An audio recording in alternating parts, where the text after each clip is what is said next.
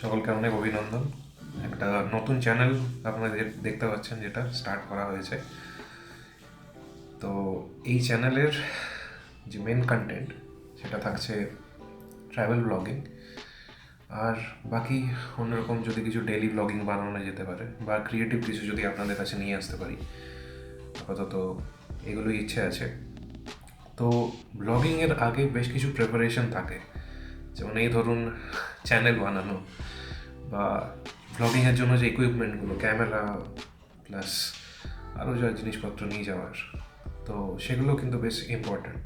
তো আমি যখন চ্যানেলটি বানাইনি, যখন বাকিদের ব্লগিং দেখতাম, তখন বুঝতে পারিনি ব্যাপারটা যে অ্যাকচুয়ালি এর মধ্যে মানে কতটা ইনডেপথ আমাকে রিসার্চ করতে হয়। এনিওয়ে, তো আজকের বিষয়বস্তু সেটাই, যে সামনে বেশ কয়েকটা ট্রিপের আমাদের প্ল্যান করা আছে। আমি আর আমার যে ট্রাভেলার বন্ধু, এই দুজন মিলে আমরা যে চ্যানেলটি স্টার্ট করছি, এ টেল অফ টু সিটিজেন্স। তো তার আগে আজকের যেটা বিষয়বস্তু সেটা হচ্ছে যে ব্লগিংয়ের জন্য ক্যামেরা। তো আমি এখন যে ক্যামেরা রেকর্ড করছি সেটাই ব্লগিংয়ের পারপাসেও ইউজ করা হবে, অ্যান্ড আজকের যে ভিডিও সেটাতেও আমি এই ক্যামেরারই রিভিউ করতে চলেছি। সো ক্যামেরাটা হচ্ছে সোনি আলফা 6100। তো এটাতে আমি দুটো লেন্স ইউজ করব মেনলি। যেটা হচ্ছে আমার ব্লগিং করার জন্য যে লেন্সটা, সেটা হচ্ছে 16-50 mm, যেটা stock lens, Sony mount lens. আর আরেকটা লেন্সও আমি একটু রিভিউতে দেখাবো, সেটা হচ্ছে এটার সাথে যেটা বান্ডেলড আরেকটা আমি নিয়েছিলাম, সেটা হচ্ছে আমার টেলিফোটো লেন্স 55-100 mm। তো সেটাতে ভ্লগিং পারপাসে আমি জানি না কতটা ইউজ হবে বলে, কিন্তু সেটা একটা জুম লেন্স হওয়ার জন্য, হয়তো দূরের কোনো টেলিফোটো কিছু নেওয়ার জন্য বা কিছু বার্ড ইমেজ নেওয়ার জন্য, ইভেন কি পোর্ট্রেট ফটোগ্রাফি করার জন্য খুব ভালো। বাট যেহেতু রেকর্ডিং আমরা দেখবো আজকের ভিডিওটাতে, তো ওটাও আমি একটা রিভিউতে দেখিয়ে দেবো। তো আজকের রিভিউটা কিন্তু ফটোগ্রাফি রিভিউ নয়, এটা কিন্তু ক্যামেরার যেটা ভিডিও কোয়ালিটি রিভিউ সেটা করা হবে। আর আমি ইচ্ছে করেই চুজ করছি বিকেলের সময়টা, মোটামুটি 4-4:30 সময়টা, যখন এখন শীতকালের জন্য যেটা ফগ হয়ে থাকে প্রচুর চারিদিকে, সেই ফগের জন্য আমাদের খুব একটা ভালো লাইট পাওয়া যায় না। তো এই একটা খারাপ লাইট কন্ডিশনে আমি রিভিউ করতে চলেছি, এটা দেখার জন্য যে যখন আমরা ব্লগিংয়ে যাব তখন তো আমরা সবসময় আইডিয়াল লাইট কন্ডিশন পাবো না। তো সেখানে কীরকম পারফর্ম করতে পারে আমাদের ক্যামেরাটা, যাতে আমরা খুব বেশি আমাদেরকে কালার গ্রেডিং বা খুব বেশি পোস্ট প্রসেসিং না করতে হয়, আর ভিডিওগুলো আপনাদের কাছে জলদি পৌঁছে দিতে পারি। তো আমাদের সাথে থাকুন, চ্যানেলটিকে সাপোর্ট করুন, ভিডিওগুলো ভালো লাগলে।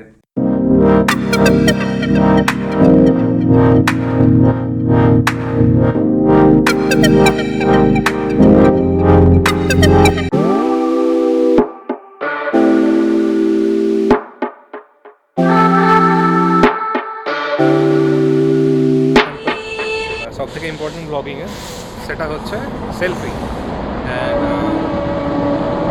এখন আমি ক্যামেরাটা ধরে আছি, এটার স্ক্রিনটা টিল্ট করা যায়, তো এটা সেলফি মোডে আছে আপাতত।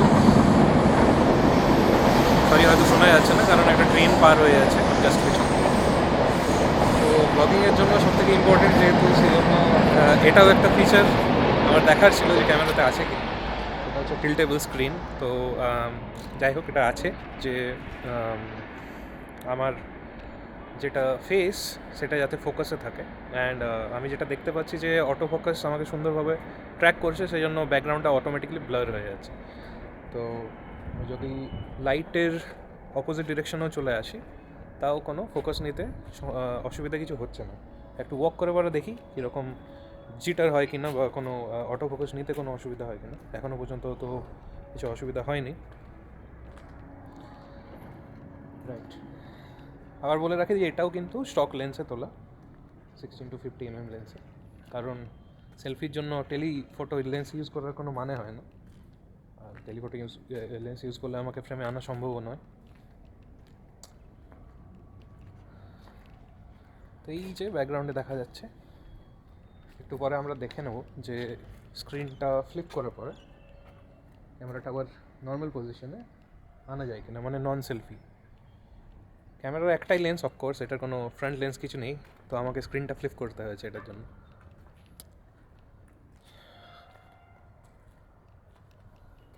কালারগুলো এখন অতটা ওয়াশড আউট লাগছে না, কারণ যেটা লাস্ট একটা যেটা রেডিয়েন্স আসছে, একটা সূর্য মানে অলমোস্ট ডুবছে, লাইট নেই আর, কিন্তু এই রেডিয়েন্সটার জন্য যেটা অরেঞ্জ একটা লাইট আমরা দেখতে পাচ্ছি, সেটার জন্য কিছু জিনিস ইলুমিনেটেড হচ্ছে। একটু আগে যে এরকম পুরো হোয়াইট লাগছিল সেটা না।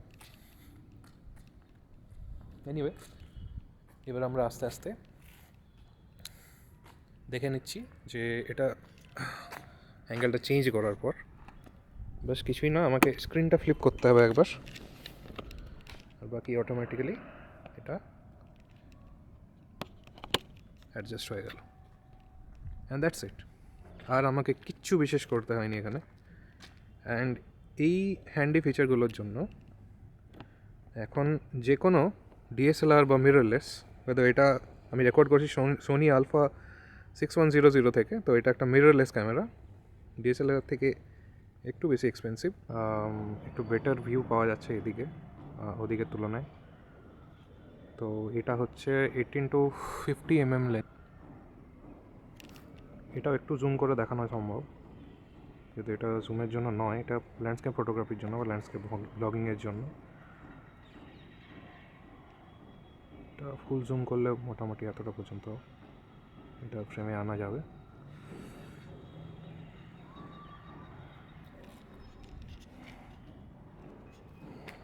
এবার অবজেক্টগুলোকে ফোকাসে এনে ফোকাসটা চেঞ্জ করে দেখে নেবো, সামনের দেওয়ালটা ফোকাসে, বিল্ডিংটা ফোকাসে।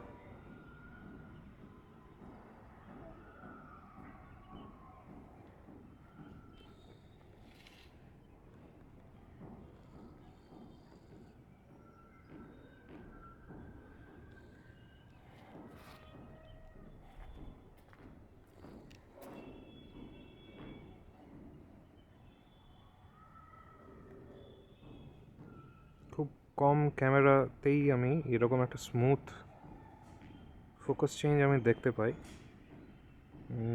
এর আগে আমি ক্যানন ইউজ করেছি, নিকন ইউজ করেছি, আমার নিকন ক্যামেরা এখন না নিজের আছে, আমার বন্ধুর একটা ক্যানন ছিল, কিন্তু এই লেভেলের অটো ফোকাস ট্রানজিশন খুব রেয়ার।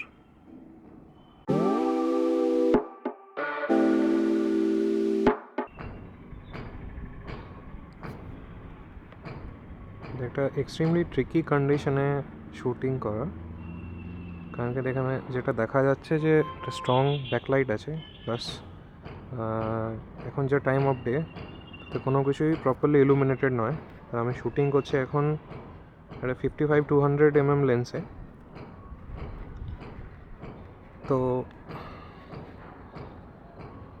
যেটা আমরা দেখতে পাচ্ছি যে পার্শিয়ালি একটা বড় এরিয়া স্কাইয়ের ওভার এক্সপোজড, সেটার কারণে এটা হচ্ছে যে কালারগুলো ব্লিড হয়ে যাচ্ছে, ব্লেন্ড, মানে ঠিকঠাকভাবে কিছু আমরা দেখতে পাচ্ছি না এখন, যেমন হোয়াইট দেখাচ্ছে পুরোটাই।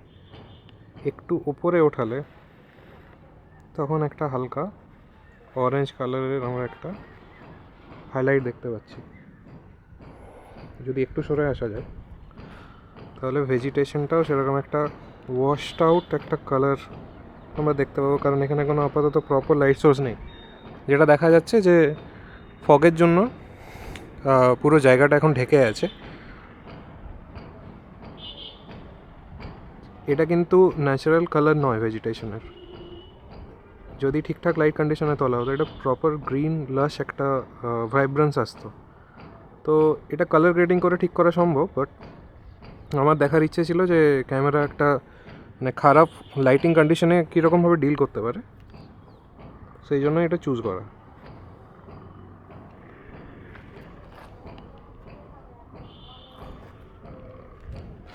সাইডে এসে যদি আরেকটু জুম ইন করা হয় তাহলে দূরে এখানে কিছুটা একটু বেটার এক্সপোজার পাওয়া যাচ্ছে, বাট স্টিল কোনো ডাইরেক্ট লাইট সোর্স না থাকার জন্য একটা হালকা ওয়াশড আউট একটা কালার দেখা যাবে।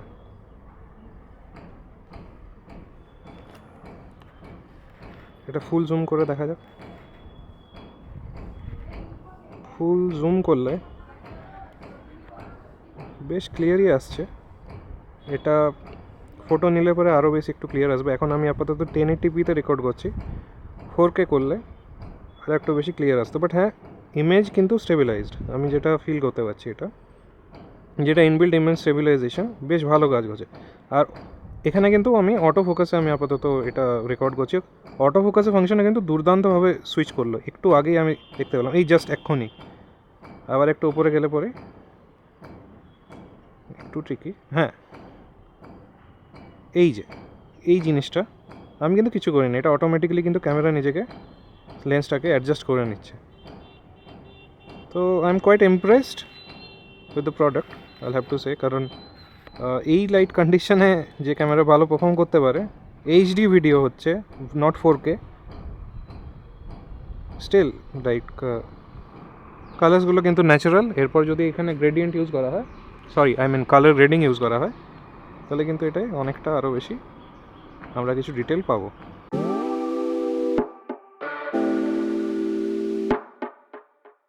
একটু সাইডে এখানে মোটামুটি কিছুটা বেটার এখন আমাদের যেটা লাইট দেখা যাচ্ছে। এবার স্কাইটাও দেখিনি,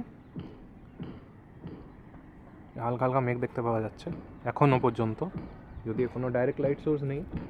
সূর্যের আলো কিন্তু পুরো এখন ফগের জন্য ঢেকে গেছে, আর বিকেলও হয়ে এসেছে অনেকটাই। আমি এটা নন জুম করে তুলছি, তাও এটা যেটা বোঝা যাচ্ছে যে এটা টেলিফোটো লেন্স হওয়ার জন্য এটা অলরেডি কিন্তু 55mm এটা জুমড ইন হয়ে আছে। এবারে আমরা একটু একটু করে জুম করে দেখার চেষ্টা করি দূরে কি দেখা যায়।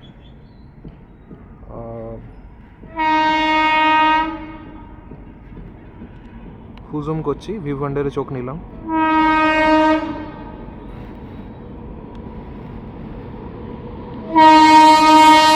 ভালো শট পাওয়া যেতে পারে।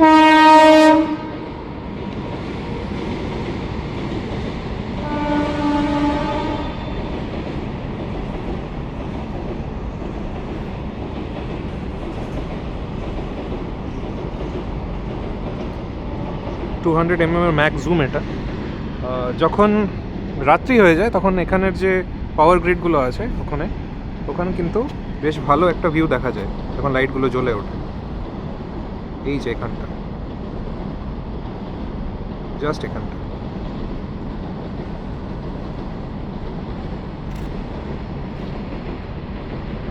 এই হচ্ছে আমাদের ভিডিও রিভিউ আমাদের টেলিফোটো লেন্সের।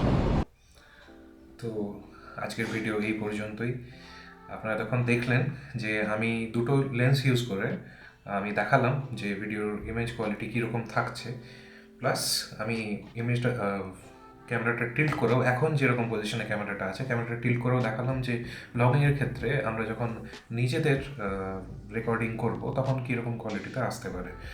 তো এটা কোনো ইনডেপথ রিভিউ বা ক্যামেরার কোনো অ্যানালিসিস বা আনবক্সিং ভিডিও একেবারেই ছিল না। আমরা জাস্ট একটা লেম্যানদের জন্য, যারা আমার বা আপনাদের মতো ব্লগিং করতে চায় তাদের জন্য একটা ক্যামেরা মানে ঠিকঠাক ব্লগিং করা যাচ্ছে কিনা বা ঠিকঠাক রেকর্ড হচ্ছে কিনা, তো এগুলো যাতে তারা বুঝতে পারেন সেই জন্য এই ভিডিওটা বানানো হয়েছিল। যদি আপনারা চান পরবর্তীকালে কোনো একটা ভিডিওতে এই ক্যামেরাটার ইনডেপথ রিভিউ বা লেন্সগুলো রিভিউ করা যেতে পারে, যেটা একটু আরও মানে আমরা ডিটেলে দেখে নেবো জিনিসগুলোকে, আজকে যেগুলো সম্ভব হলো না। তো এনিওয়ে, পরবর্তীকালের ভিডিওগুলোতে দেখা হচ্ছে আপনাদের সাথে, যেগুলোতে থাকছে আরও অনেক ভালো কিছু কন্টেন্ট, যেগুলোতে আমরা বাইরে অনেকগুলো জায়গা আমাদের এখনও পর্যন্ত সিলেক্ট করা আছে যেখানে আমরা গিয়ে ব্লগ বানাতে চলেছি। তো ভালো থাকবেন সবাই, আবার দেখা হবে। Thank you.